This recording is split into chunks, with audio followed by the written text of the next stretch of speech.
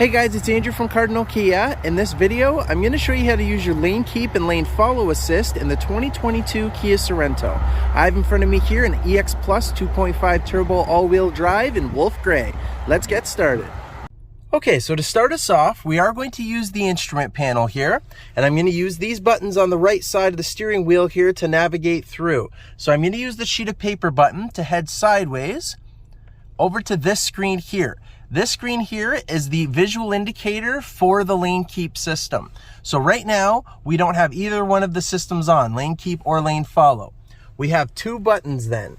The button on the right side of the steering wheel here with the little steering wheel in the middle with the lines, that is for the lane follow. Then we have a button over to the left here, to the left of the steering column with the little car and those lines, that is for the lane keep system. So I'm gonna go ahead and push that. And then we're going to see in the instrument panel there, the little Sorento in the middle kind of lit up a bit more.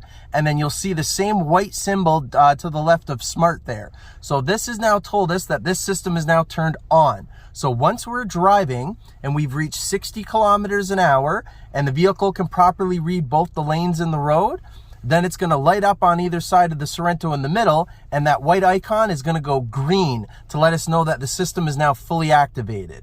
And the lane keep, if you start veering toward one side to one of the lines, it will physically move the steering wheel and move you away from the line. It will blink on the side on the lane marker there to let you know what side it's kind of assisting you away from. And if you start crossing over the line, the lane departure warning system kicks in, and that then audibly alerts you to let you know you're actually starting to get really close or starting to cross over the line while it's still assisting you back the other way. So I'm going to go ahead and push the lane follow button. And you'll see that little steering wheel symbol came up next to the lane keep icon. So once the vehicle can properly read both the lines in the road, again, then the lane follow assist is going to keep you centered in the lane.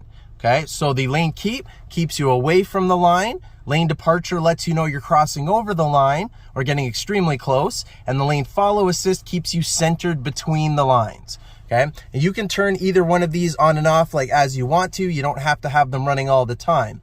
For the lane keep, if you decide that you don't like the actual physical assist, but you like to let it know that you're starting to cross over the line, you can head into the, in this case, the 10.25 inch infotainment screen. We're gonna either hit setup on the far right here, or you can swipe the whole screen to the left and go into setup in the bottom right corner. Then we're gonna go into vehicle, and then we will be under driver assistance, and in the middle, I'm gonna go to lane safety. So it has the option here of the full assist, or you can change it to just the warning.